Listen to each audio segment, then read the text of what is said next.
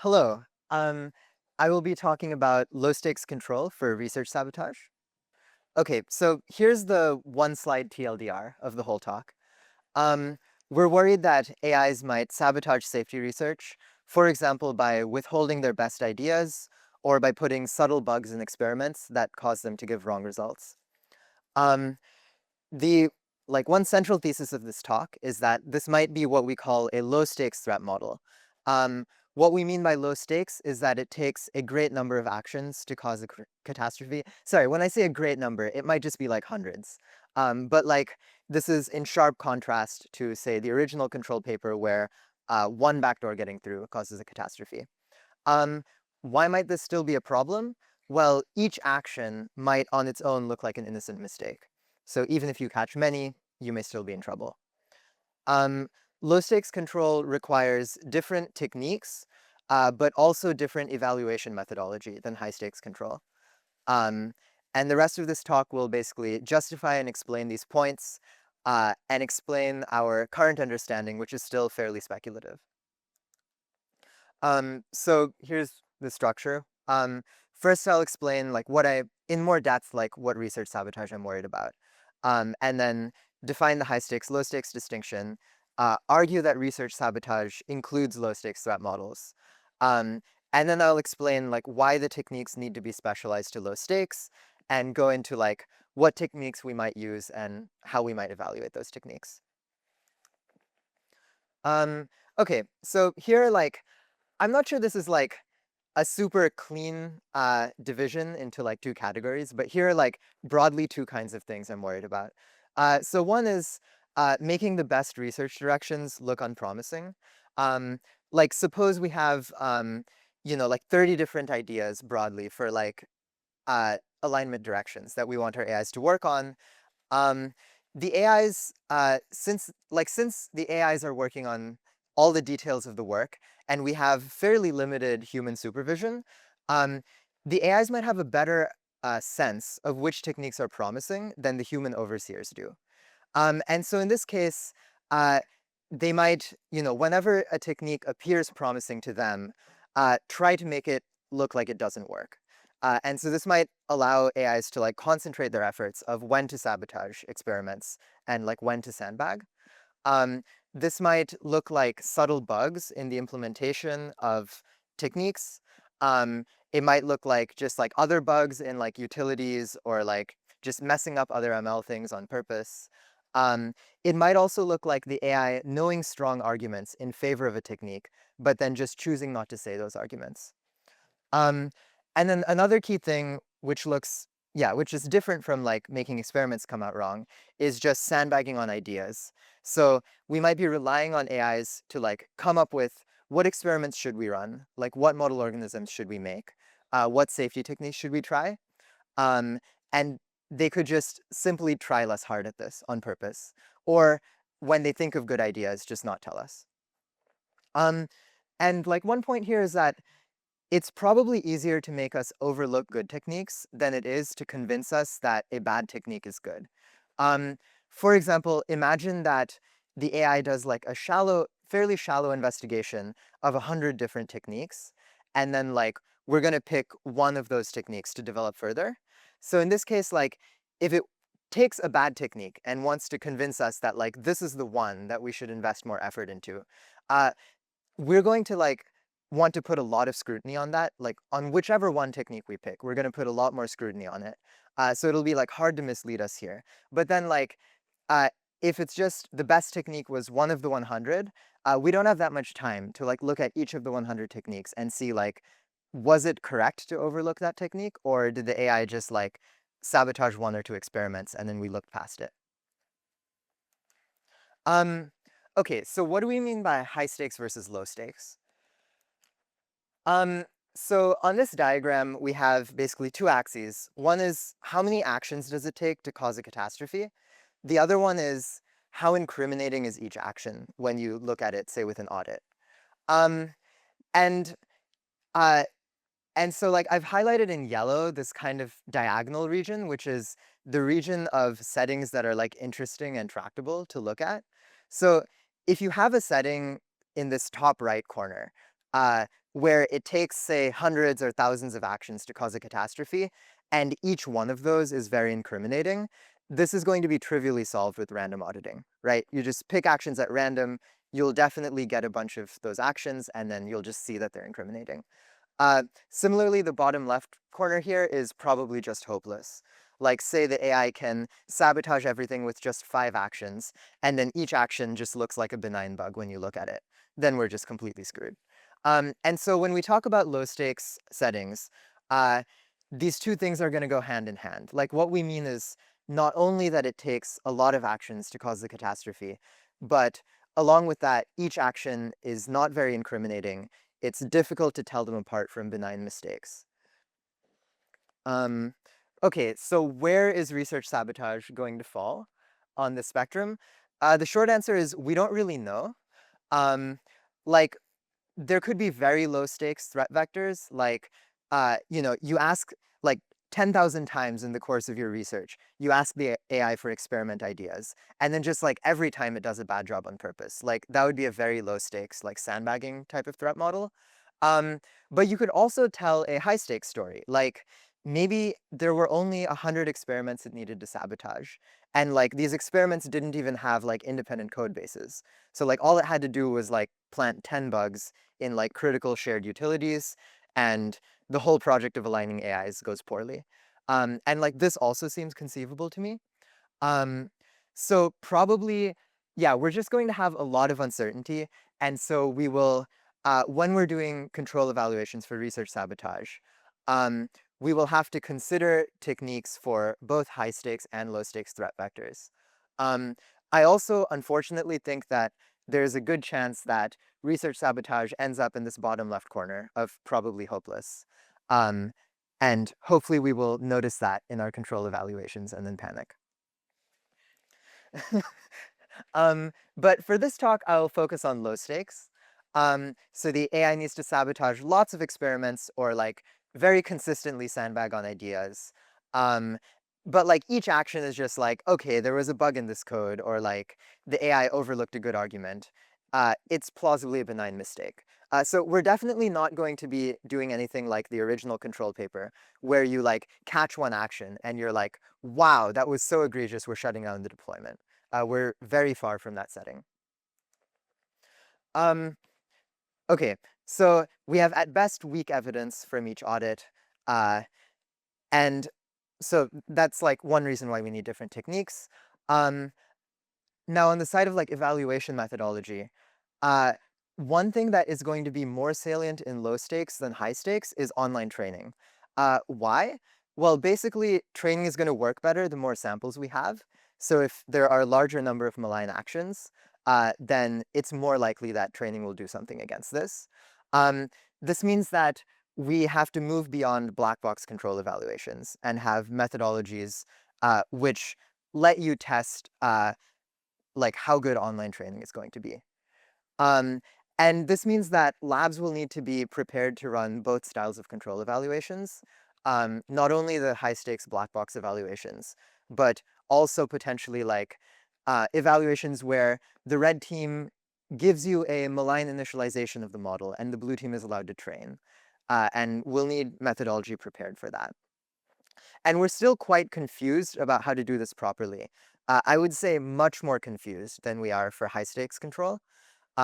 So there definitely needs to be further work here. Okay, what techniques might we use to mitigate low stakes research sabotage? Um, so first I'm going to lay out like a general way to factor control strategies into like 2 levels of abstraction. Um, so I claim for any control strategy, you can think of it as having some metrics which give evidence about how safe or performant an output is, or like how indicative the output is of malign intent. Um, these metrics can be things like trusted monitor scores, untrusted monitor scores, audit scores. There could be other things like, resampling from the untrusted model and seeing how consistent it is between what it says each time. Yeah, all of these are just metrics which we think correlate with safety, performance, or malign intent. Uh, and then the other level of abstraction is like, okay, you have these metrics, how do you actually use them? Here I see basically three main uses. So one is output filtering. Uh, During the deployment, uh, you can ask the untrusted model directly for solutions. You can ask the trusted model to do things. You can have like hybrid strategies like trusted editing.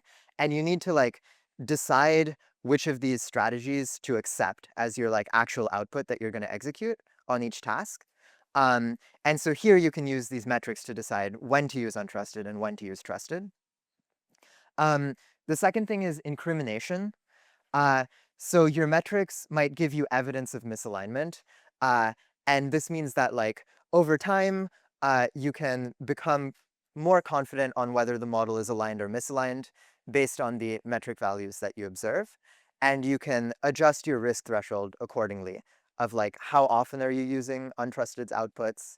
Um, and if you get strong enough incrimination, you can potentially use that for like things which are good like exogenously to this deployment, like bringing that evidence to policymakers in favor of a pause. Um, and then the third thing you can do is online training. You can simply train on your metrics, and uh, hopefully this forces the model's policy to score highly on the metric. And then hopefully you had metrics where scoring highly on the metric ruled out sufficiently bad behavior. And so I'm going to talk more about these two things specifically, incrimination and online training, and kind of like contrasting these two strategies. Um, right. So for incrimination, the basic idea is you want it to be the case that the model cannot cause a catastrophe without getting caught. And by getting caught, I just mean the deployer becomes highly confident that the model is misaligned. Um, Okay, problem. How do we incriminate in low stakes? Because each action looks plausibly benign. Uh, I think there are like at least two approaches here, both of which seem kind of weak and like they probably won't work very well, but like for what it's worth, here are the approaches. Um, so the first idea is like you can try to guess how suspicious a benign model will look. So like maybe it's like, okay, you have your trusted monitor.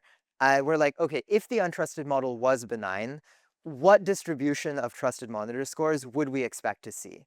Um, One way, so you can now like guess this by, you can have, for example, humans write a bunch of task solutions and see like what is the distribution of monitor scores for human written solutions. And then you can have like weaker trusted models write task solutions, see like what is the distribution there.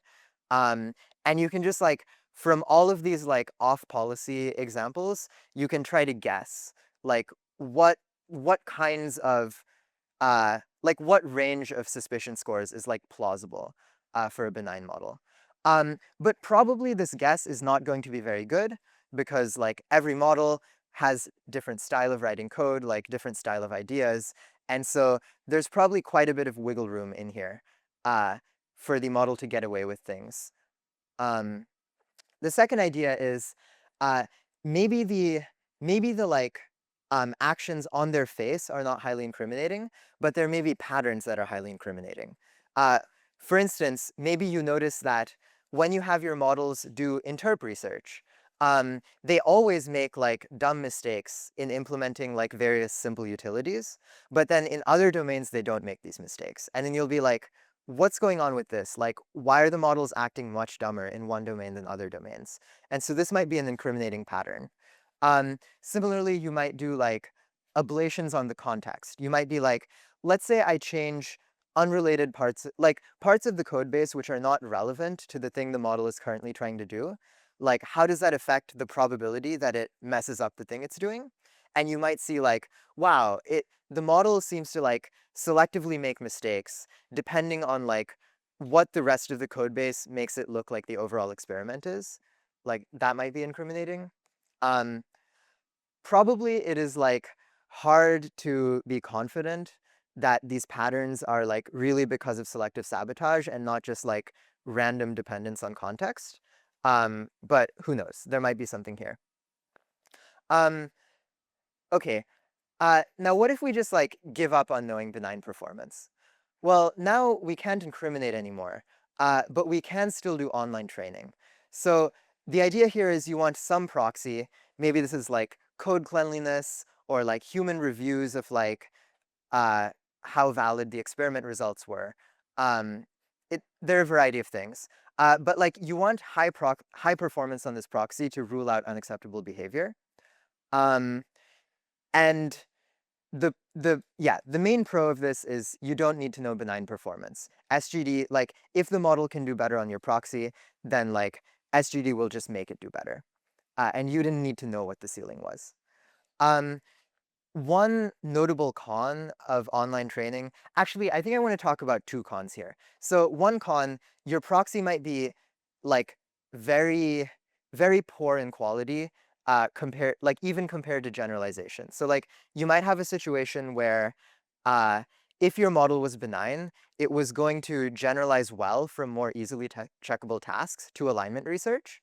But then like your training signal for alignment research is like very poor and would actually degrade performance if you trained on it. Um, Another con is that when you train against your proxy, you're basically like teaching the model how to exploit your proxy. And so like probably whatever proxy you have is going to perform worse under training pressure than it would if you were like simply using it to filter outputs. Um, okay, now like zooming out, what might the overall control strategy look like, including like specifically what metrics? Um, so I should note that all of this, like all of what follows here is just like speculation.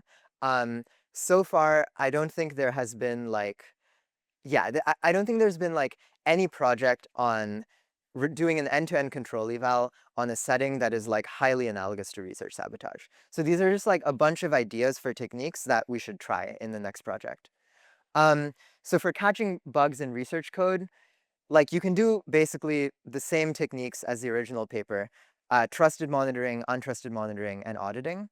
Um, the main difference here is that at the audit level, you now have a choice. Like you can train against like you can like train against bugs that you caught, uh, or you can do the like pattern investigation, um, or you can like just count them up and be like, was it plausible for a benign model to make this many mistakes? Um, and you could also do like all of these, and there will be like trade-offs here to consider. Like, to what extent did training against the COD examples just like make all of your metrics invalid? Um, and then there might be other techniques for checking experimental results than like other than just inspecting the experiment code. So, for example, we could have the untrusted model write the same experiment multiple times, uh, like writing the code base from scratch, or like the part of the code like specialized to that experiment, like writing that from scratch each time, uh, or test the same hypothesis with like multiple different experiments. And we can look at like how consistent were the results from each of these resamples. Uh, and hopefully getting the same answer each time is uh, at least somewhat correlated with correctness. Um, like and then of course, like we want to red team this with like the model thinking of strategies to like make the experiment, like having like a shelling way for like the experiment to fail and like make it fail in the same way every time. Um, yeah, and then we could, uh, supposing that this consistency metric is a good proxy for truth, we could use that as a reward signal, like directly RL to have like good consistency between like each time it writes an experiment. Uh, or we could just use it as a weak suspiciousness signal to like concentrate our other efforts. So you like, yeah, like every experiment, run it twice, and then on the ones that are inconsistent, you have like further attention from untrusted monitors or audits. Uh, okay, now what about sandbagging on ideas? Uh, this part is even more unclear. Um, I'm imagining that like with node mitigations, the default would be like you just trained for end-to-end performance at like say ML research, uh, like say like relatively, things with strong feedback loops, like just make this metric go up. You did like a shit ton of like outcome-based RL on that, and then you were basically relying on generalization from that to good performance on safety research. This is like what I imagine is like maybe the baseline if people aren't even thinking about scheming risk. Um, And then in the adversarial case, you just get completely wrecked. Like the model can just never give you good ideas, and well, it could do whatever it wants. You never trained it on this domain. Um, okay, so a basic mitigation might be add some kind of low horizon length online training. What I mean by this is like whenever the untrusted model is generating ideas, you could have some kind of immediate reward signal. So maybe it's like you ask it to generate like 10 ideas and you have like the trusted model rate, like how good are these ideas? And then that's your reward. So here you're just like forcing it to output things which the trusted model likes. Okay, maybe the trusted model's research taste is unacceptably bad. So then you could do this instead with like an untrusted model. But here the cost you pay is that you have to think about collusion. Or maybe you do it with a human rating the ideas, and here the cost you pay is that you just get way fewer samples because you're very limited on the amount of human labor. Um, or, you can use some mix of these, you have to decide how to weight them, etc. Okay, and then like similarly, you could then have a debate type of thing where you force the model to generate plausible arguments for and against each idea, and then at that step again, you have like some model or human rate the arguments, and then you just like uh, myopically train to make ideas that like look good, or sorry, to make arguments that look good to that rater. Um, so I think my hypothesis here is that micromanaging this way, like, forcing it to perform well on these like low horizon length reward signals, will probably help against schemers. Um, because like the schemer would want to do something which is like even worse than this, like just far worse, such that like even maybe the trusted model can tell that like these ideas are bad. Um, but like this might hurt benign performance because if your model was really generalizing well and just trying its best, then this is just like maybe getting in its way. Like the model might understand better than any of the raters do, which ideas are actually good. Um, and this is going to be like a general pattern with online training if your reward signal is bad. It'll like generally improve the worst case, but it'll make the benign case go more poorly. Okay, now I guess talking about methodology for evaluations. For online training, the most straightforward thing to do is run what we call a malign initialization eval. So the red team provides uh, not just an untrusted policy, but rather an actual like copy of the untrusted model where they've like distilled into the model like whatever policy they want it to follow, and then the blue team will subject that model to training. Um, and we can't just say that the red team can give like any copy of the untrusted model, because we need to ensure that the model still has the original capabilities, right? Like in research sabotage, a lot of it is like, it's about sandbagging. Like if the red team could just hand you a model, which is like a model generation dumber than the original untrusted model, this isn't a valid strategy. Because we're worried about schemers which like have the capabilities but are like choosing not to use them or are choosing to misuse them. So one proposal for adding in this constraint is password locking. So we like pick some like fixed password, just like some string, and then when that string is present in the input, uh, the red team model is required to behave the same way that the original benign model did. Uh, and this, yeah, it's just a way of ensuring that they didn't unlearn the capabilities. Um, okay, so some difficulties with malign initialization evals. The red team now needs to care about the inductive bias of the model they produce. And they also need to consider strategies like exploration hacking against RL. What we mean by this is like making sure that the model tries really hard to like never explore high reward trajectories. Because like if it ever explores those trajectories, then RL will like pick up on that and reinforce it. Um, and so this is just like a lot more dynamics for the red team to consider, so it makes it harder to do an adequate job of red teaming, compared to when they just needed to design the policy, and then the model would like be treated as a black box after that. Uh, and then on the blue team side, well, you need to actually run the RL. Uh, in black box control evaluations, it's easy to do statistical modeling of long deployments, even if the actual number of tasks you have is really small. Like for example, in the low stakes apps control project, uh, our whole data set was like 500 tasks. Um, and yet we report results on like 10,000 task deployments. Uh, that's because like you can just look at the distribution of scores and then sample from it as many times as you want, and like see like what would have happened in a long deployment with black box techniques. This completely breaks down when you have to run training. Like now it's like, training for 20 epochs on 500 tasks is definitely not the same as training on 10,000 distinct tasks. And so we might need like much bigger data sets. Uh, my guess is that this will be uh, a significant pain when we're trying to do this research. Incrimination also has complications in the methodology.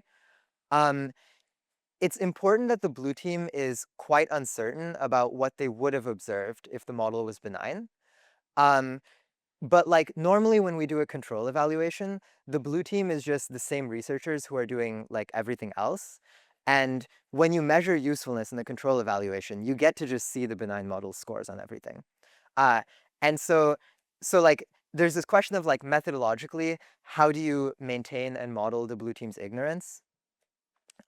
So maybe you like literally have them be a separate team of researchers and silo them, uh, or like often we iterate blue team methods against ground truth as measured in our control eval, and like we maybe can't do that here, because if we iterate against ground truth, we're just like leaking information about the benign model's performance into the blue team strategy. Uh, yeah, and there's more to be said here, but we don't have time to like go too deep into it. Um, cool. So I guess the final thing to talk about is what needs to be done in this space. Um, so I would say like one category of work here is developing methodology and science in easy domains. Um, so like, for example, we need to practice doing malign initialization evals. We need to do science on like exploration hacking and countermeasures to that. Um, we have a bunch of ideas also for like different ways of doing low stakes control evaluations. Um, and it would be nice maybe to like try multiple of those methodologies on the same easy domain and like compare how they come out. Or just like compare like how convenient they are relative to each other. Um, it would be nice to know some kind of scaling laws for online training as a function of deployment length so that we could maybe get around this problem where like our data sets are often small, but deployments will be much longer than that. Um, okay, and then another thing that should happen is I think there should be at least one kind of like big low stakes control project in a domain that is very analogous to research sabotage. Um, So, like, one idea here, just spitballing an idea, is like, maybe you have a a data set where like each task in this data set is like 1,000 lines of ML code implementing some experiment, and then like in this code there are like, like 0 to 5 like kind of subtle bugs somewhere in the code, um, and then the task is uh, use the untrusted and trusted models to like find all the bugs and fix them. Um, and so like this is the kind of domain that I think is like close enough to the actual threat model that uh, we can learn things about which specific techniques are like most promising and should be developed. Um, Whereas like things like the apps backdoor setting or GPQA seem a bit too far from research sabotage. And then the final thing is uh, when automating safety research, labs need to actually implement these techniques and run the control evaluations. And so we need to make sure that like it is clear to labs how to do this and that we have like developed the methodology ahead of time and can explain it to them. Uh, and yeah, if any of you are interested in brainstorming empirical settings for research sabotage or being involved in this research, please reach out to me. Uh, yeah, thanks for listening.